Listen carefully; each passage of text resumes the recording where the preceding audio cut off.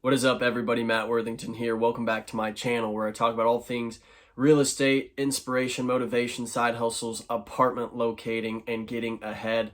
In this video, I'm going to be talking about how to properly tour with a client.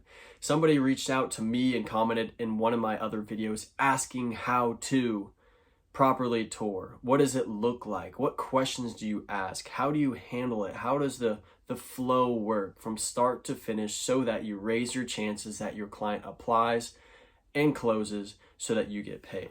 So I'm just going to run through a couple notes of how I typically tour whenever I do tour. And again, keep in mind that I don't always tour. You know, the beauty of apartment locating is that you can work remote. So sometimes I tour, sometimes I don't, but if I am going to tour, this is kind of the flow of how it works, how it's structured, and how I do it.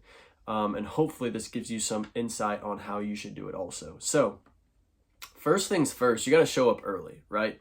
Meet the leasing agent and give them an idea of what the client is looking for. Bring candy, build rapport. The leasing agent will work hard for you if they like you and if you brighten their day.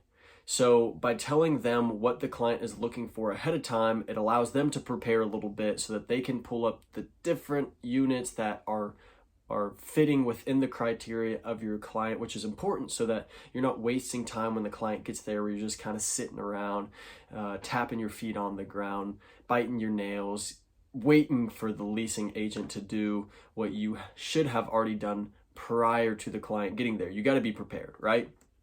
So once they do that, text your client and say, hey, I'm going to meet you in front of the leasing office. So I always wait out front of the leasing office 5-10 minutes ahead of time, just in case they do show up a little bit early. You'll find a lot of times the client ends up showing up late, but that's okay. Meet them out front and it's immediately a show. Enthusiasm, energy, a big smile on your face, shake their hand, tell them how happy you are to see them, make sure that the drive over was smooth, that sort of thing. You know, really build rapport with your client. Obviously, you've talked to them over the phone, you've been texting them, messaging them on Facebook Marketplace or on Zillow or whatever other place, an avenue that you've gotten this lead from. But in person, it makes a difference. So make sure that you're dressed somewhat nice, right? You don't want to go over the top, wear a suit and tie if you're a guy, or wear a blazer if you're a gal.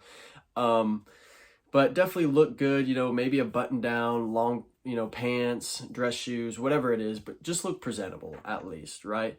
So introduce the client to the leasing agent and explain a little bit about what the client is looking for, again, to confirm with the client that that criteria is correct. Assuming it is, you go and tour the units that the leasing agent has been able to pull up ahead of time.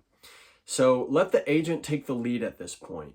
It is good for you to ask some questions here and there that the client isn't asking themselves that it should be good for them to ask, like maybe what does the utilities look like? How much is the valet trash per month? How much is pet rent? Is there a pet deposit? Are there breed restrictions? What are the pool hours? What are the guest policies? What's the parking look like? Parking situation? How much is parking per month? Can you buy extra passes for parking? Is there sheltered parking? Is there garage parking? You know, all those questions that the client, it might be good for the client to know, are questions that I definitely would recommend you ask if you're not hearing the client asking those questions.